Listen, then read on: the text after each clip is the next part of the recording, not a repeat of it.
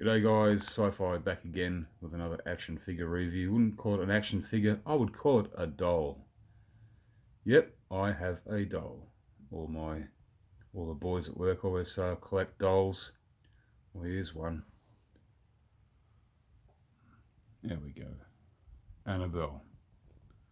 Now, if you don't know who Annabelle is and saying what the hell, it is a doll.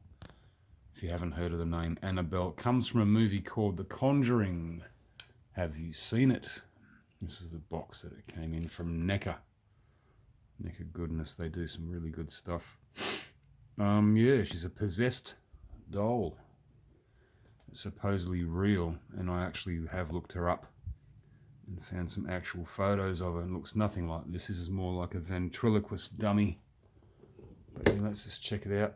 The box is your average Neca size, has a little Velcro strap. There we go. And the reason she's in a showcase, warning positively do not open. Yeah.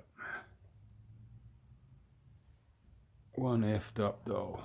Totally. There we go. So, determined to keep Annabelle from wreaking more havoc, demonologist Ed and Lorraine Warren bring the possessed doll to the locked artifacts room in their home, placing her safely behind the sacred glass and enlisting a priest's holy blessing, but an unholy night of horror as Annabelle awakens evil spirits in the room who will set their sights on the new target, the Warrens' 10-year-old daughter Judy and her friends. There we go. So, yeah, basically this is not... The doll itself isn't possessed, it's a vessel. And it's, meant to be fair dinkum, meant to be real. And the Warrens are supposed demonologists, and they have a room full of stuff. From toys to tea kettles, you know, all kinds of inanimate objects. Yeah, a freaky looking thing. And the movie, I will go on about the movie in a sec. I'll just put that out of the way. Let's have a quick squiz at the doll. There we go. It's going to muck around in it. It's got too much stuff happening in the background. Pretty clean looking version, but yeah, it's not bad. It's supposedly sealed by a priest, holy sealed every so often, every couple of months. They'll come in, splash holy water all over the objects that the Warrens own. Didn't do a good job at physically sealing it though, did they? That's Neca's fault. That's the door. It's probably just a mil off. I cannot... Don't want to touch the glass too much. We can call it glass, very thin plastic. But yeah. Annabelle sits on a chair. Part of the sort of Neca 6-inch line, you want to call it that. It's the doll itself is probably only about 4 inches tall, standing up dead straight. But and the whole showcase itself, yeah. I have to display it so you don't see that bend in there. And it's got a tarot card. Can't see how the demon tarot card. Maybe it does. Maybe it holds the spirit in. I don't know. Yeah, the spirit's in the doll. The doll's the vessel. So, have you guys seen the Conjuring films? Because the very first Conjuring film, oh my god, I have not been that frightened physically and mentally in a long time. I mean, I was there when, not there when Exorcist first came out, but I was young teenager when I saw it on video, along with the first Evil Dead. I did see the first Alien and Aliens at the cinema. Shit, was only 9 and about 15 respectfully. You know, I'm talking physical horror, like chills, a little bit of sweat here and there. Have played a video game called Project Zero that made me sweat on, like, my hands was, oh.